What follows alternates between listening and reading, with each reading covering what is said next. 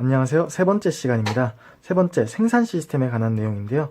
시험에서는 이제 생산 방식에 의한 분류라 해가지고 이 분류에는 크게 네 가지가 있습니다. 이 네 가지 종류는 반드시 암기를 하셔야 됩니다.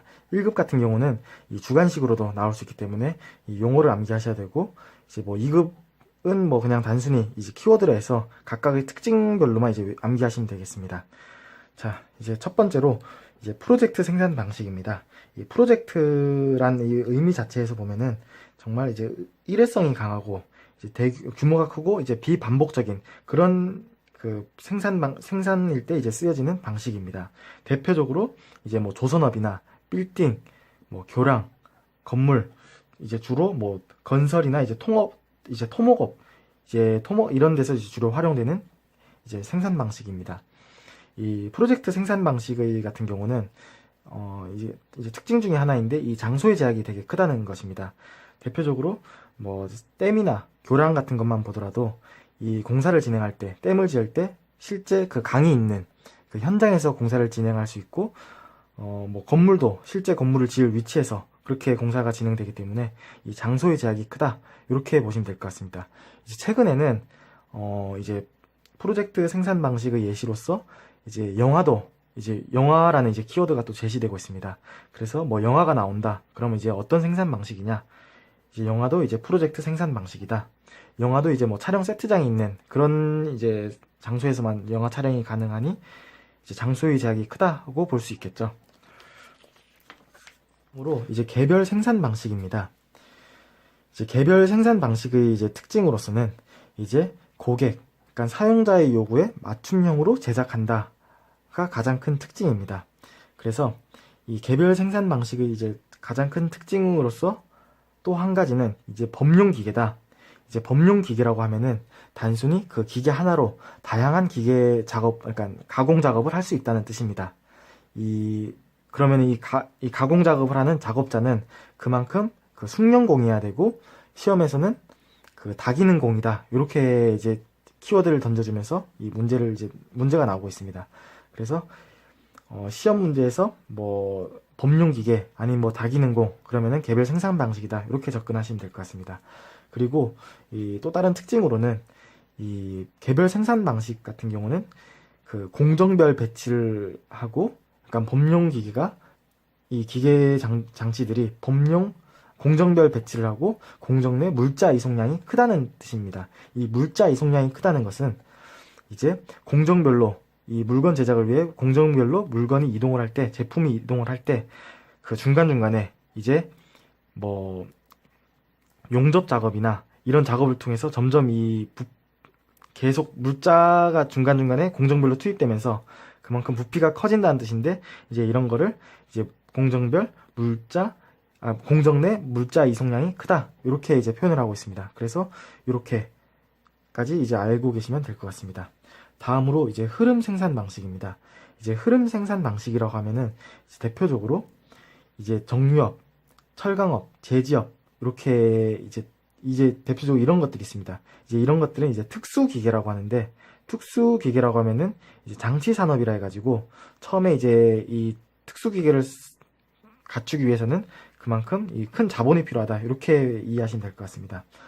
그리고 이 흐름 생산 방식의 특징으로는 이 앞서 개별 생산 방식은 약간 다품종 소량 생산이었다면은 이 흐름 생산 방식에서는 소품종 대량 생산 방식입니다.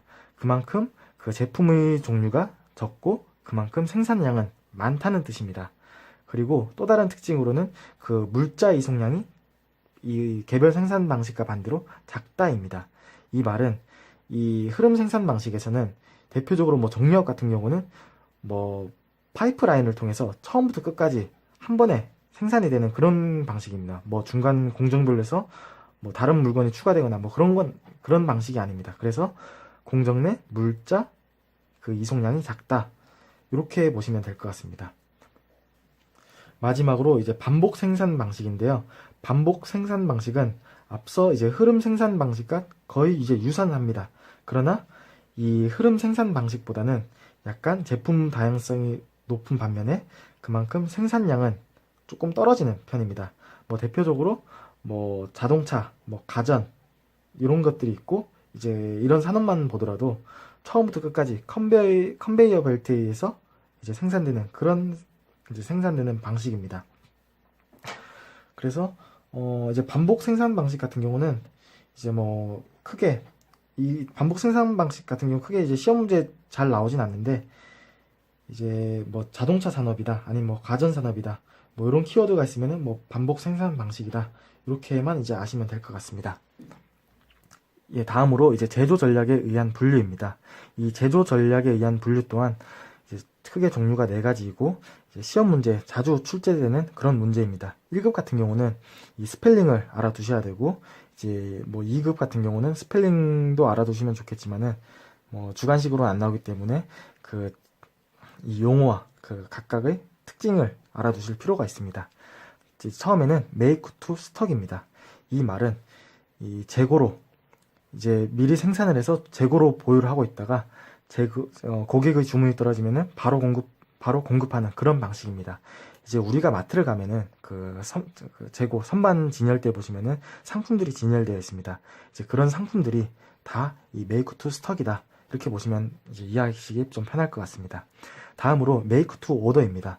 make to order는 앞서서는 그 미리 생산을 하고 재고까지 보유를 하고 있었다면은 make to order에서는 이제 개별 생산 방식에 이제 쓰여지는 그 주문 방식인데, 제조 전략인데, 이 방식 같은 경우는 고객의 주문이 들어오면은 그때부터 이제 생산을 이제 진행하는 방식입니다.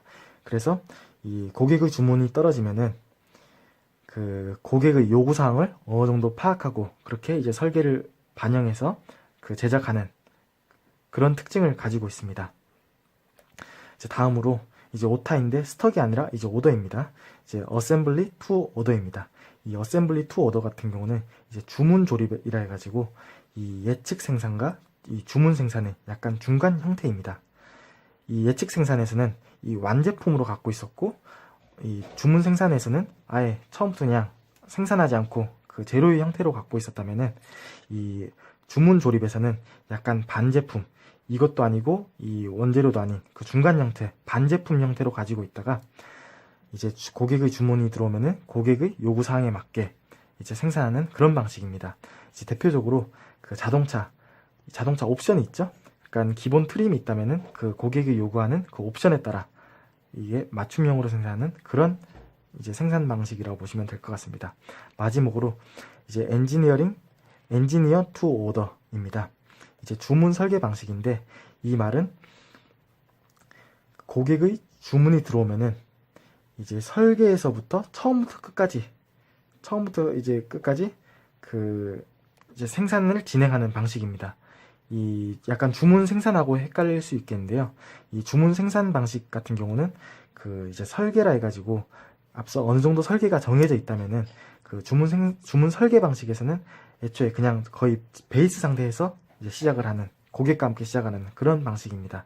이제 이 엔지니어 투 오더 같은 경우는 아까 말씀드렸던 그 프로젝트 생산 방식에 이제 대표적으로 쓰이는 그런 생산 방식입니다. 그래서 이 제조 전략별 리드 타임 비교입니다. 처음에 make to stock 같은 경우는 이미 완성품 재고로 가지고 있기 때문에 고객의 주문이 들어오면은 뭐 바로 그냥 납기만 하면 이제 뭐 바로 이제 그렇게 해결할 수 있습니다. 이제 assembly to order 같은 경우는 그 고객의 주문이 들어오면은 반제품 재고로 이제 어느 정도 갖고 있기 때문에 그 이후에 고객이 원하는 옵션에 따라 제작을 하고 고객에게 납품을 하는 그런 방식입니다. 그 다음으로 make to order 같은 경우는 아까 주문 생산이라고 그랬죠. 그래서 어느 정도 설계나 이제 원자재는 확보가 돼 있는데 또 그 약간 부수적인 그런 고객의 요구 사항이기 때문에 그런 것들을 반영을 해서 가공을 하고 조립을 하고 납기를 하는 그런 생산 방식이라고 이제 이해를 하시면 될 것 같습니다. 그 다음 엔지니어링 투 오더, 처음부터 설계에서부터 이제 뭐 처음부터 끝까지 이제 고객의 이제 관여를 다 하는 겁니다. 그래서 고객이 이제 이 화살표는 고객이 기다리는 시간이라 보시면 될 것 같습니다. 그래서 MTS 그 make to stock이 고객이 기다리는 시간이 제일 짧고, 반대로 엔지니어링 투 오더가 이제 고객이 기다리는 그 리드 타임이 가장 길다, 이렇게 보시면 될 것 같습니다. 예, 다음으로 총괄 생산 계획입니다.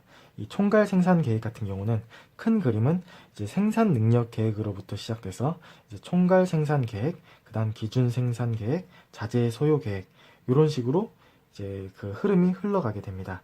이 기준 생산 계획과 자재 소요 계획 같은 경우는 뒤에서 따로 이제 좀 자세하게 배울 예정입니다. 그럼 이 생산 능력 계획은 뭐냐? 이제 시장에 수요가 있고 이 고객이 원하는 제품을 생산하기 위한 그 공장을 이제 짓는 그런 단계라고 보시면 될 것 같습니다.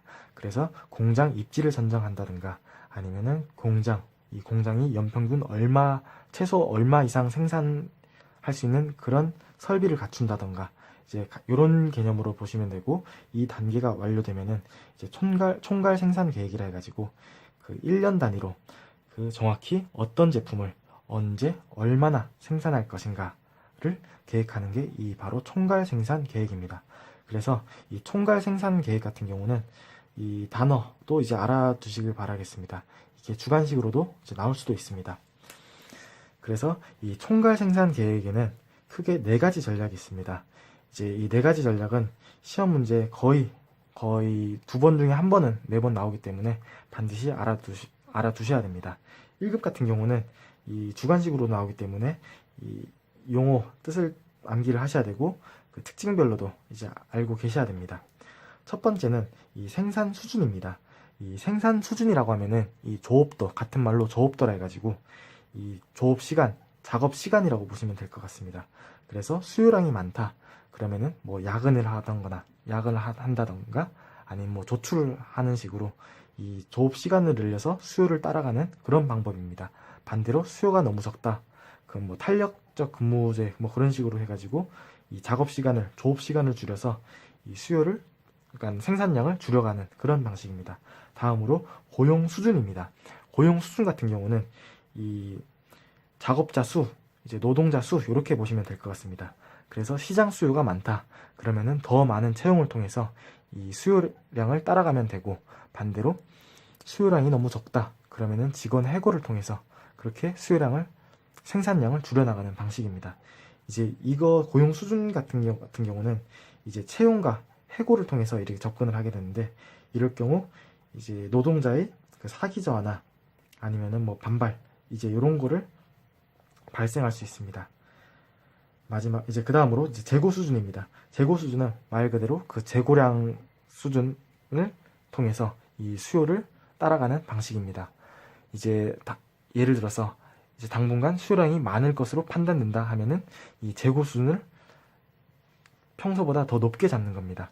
반대로 이 당분간 수요량이 좀 적을 것 같다. 그러면은 이 평균 이제 평소 가지고 있던 재고보다 좀 더 적게 재고를 유지함으로써 이 수요를 따라가는 방식입니다. 마지막 이제 하청인데요. 이 하청 같은 경우는 그냥 키워드로 이제 외주 생산, 이제 외부 업체 그 우리가 생산하는 제품을 외주 업체에 이제 맡겨서 이제 수요량을 따라가는 그런 방식입니다. 그래서 이 생산 전략, 총괄 생산 계획의 이 4가지 전략은 반드시 암기하도록 하세요. 오늘은 이제 이 총괄 생산 계획까지 배워봤고요. 다음 이 시간에는 기준 생산 계획부터 이제 배워보도록 하겠습니다.